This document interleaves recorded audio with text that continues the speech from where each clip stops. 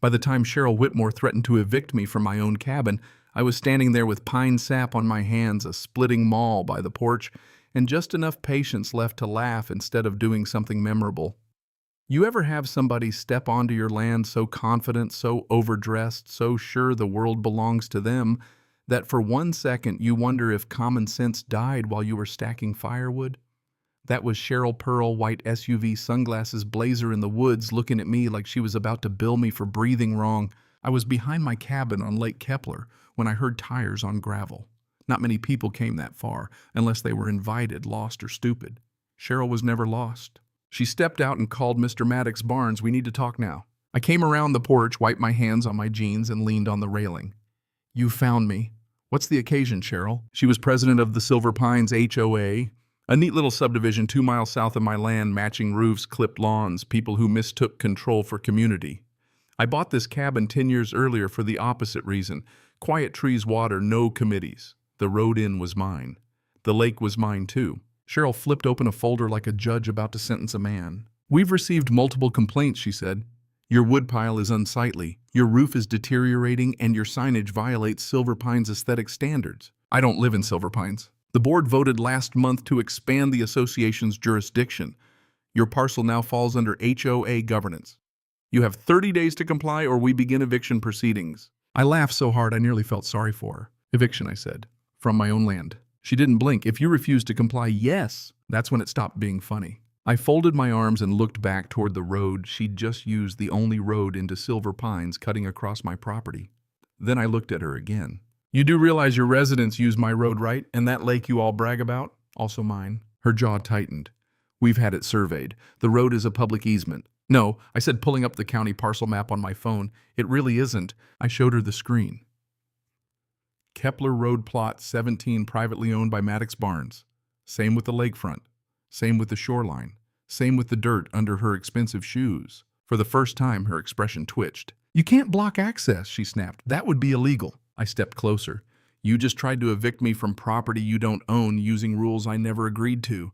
I'd say illegal got here before you did." Her heels cracked against the gravel when she turned and stormed back to the SUV. I watched her drive off down the only road her little kingdom had left and thought, all right then, let's see how far crazy wants to go. 3 days later, a hand-delivered envelope showed up in my mailbox. HOA letterhead. A stack of threats and a ridiculous map with a red line drawn wide enough to swallow my cabin, my road, my lake, and half the woods behind me. I took it inside, grabbed the black binder I kept above the fridge, and called Dana Corbin, a land use attorney I'd known since high school. "Maddox, what happened? Apparently I've been annexed." She looked over the documents and called back 20 minutes later. "They have nothing," she said. "No county filing, no zoning approval, no authority.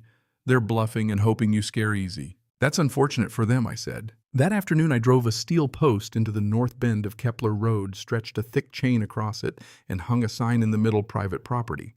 No HOA, access without written permission." The next morning I mounted a motion camera in a pine tree overlooking the barrier. 2 days later, the camera caught a black pickup rolling up to the chain. A man in a polo stepped out with a wrench and a clipboard and started unscrewing my post. I called the sheriff before my boots hit the dirt. By the time I reached him, the chain was halfway down. "The HOA instructed me to clear this obstruction," he said. "Did they also instruct you to trespass?" The deputy arrived, looked at my binder, looked at the man with the wrench, and informed him he was on private property without authorization. Criminal trespass. He got sent away. The deputy helped me rehang the chain. A week later, Cheryl filed suit, claiming Silver Pines had an implied easement to my road and lake because residents had historically used them for recreation. Donna and I filed a motion to dismiss, countersued for harassment, and showed up in court with records going back decades. The judge looked at Cheryl and asked, "Do you have a deed-recorded easement or county authorization?" "No, Your Honor, but..." "Then why are you wasting this court's time?" 2 days later, the county zoning board publicly confirmed Silver Pines had never filed any request to expand its boundaries. The local paper picked up the story. 2 board members resigned. First, my mailbox got smashed. Then around 2 in the morning, a camera alert lit up my phone.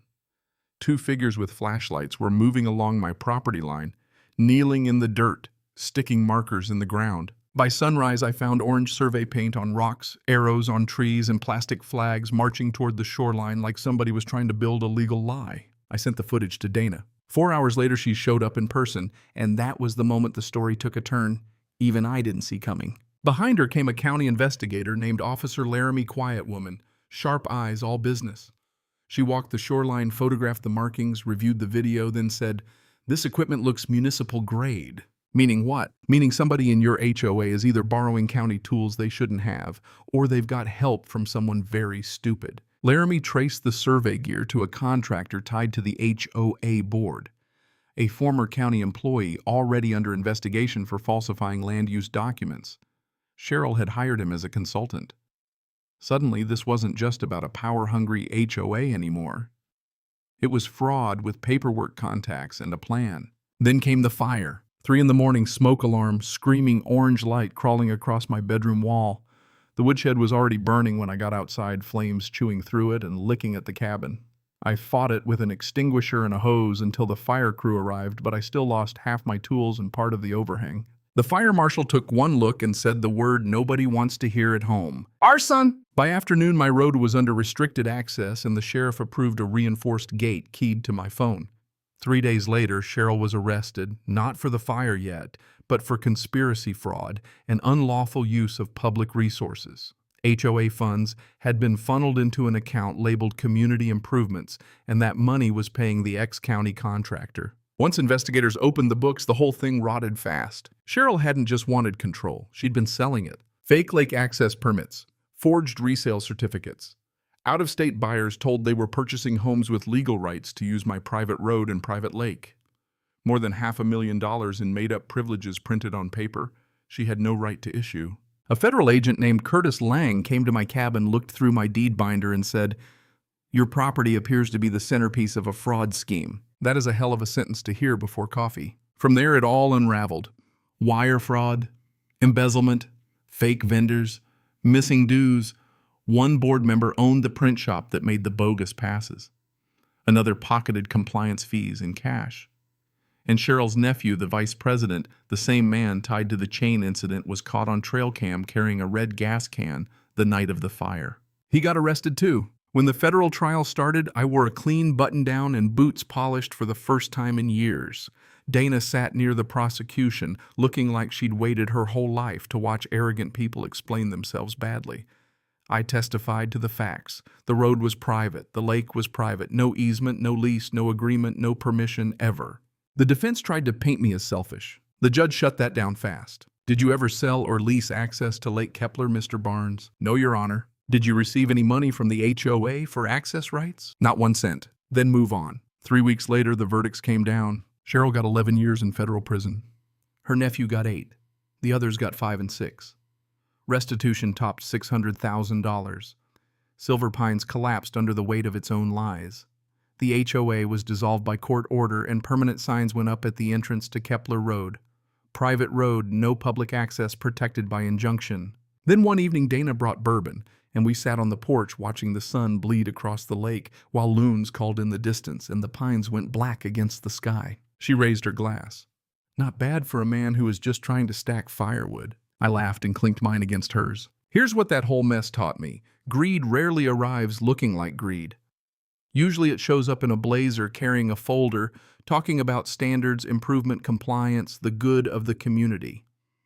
It asks for a little ground, then a little more, and it counts on decent people being too tired, too polite, or too scared to say no.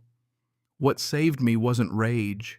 It was paper cameras' patience and the stubborn refusal to let a lie become official just because somebody printed it neatly. These days, the gate stays closed, the cameras mostly catch deer, and the lake sounds like a lake again. But I still think about how close those people came to stealing something they never built, never bought, and never had any right to touch. They tried to evict me with fake rules, forged access, and a match in the dark. And in the end, they lost the board, the money, their freedom, and the little kingdom they thought they ruled. So tell me this, when somebody abuses power and hides behind rules, where do you think the line is between self-defense and payback? And if you've ever dealt with an HOA, a neighbor, or anybody who thought confidence was the same thing as permission, drop your story in the comments. I want to hear where you think justice really begins.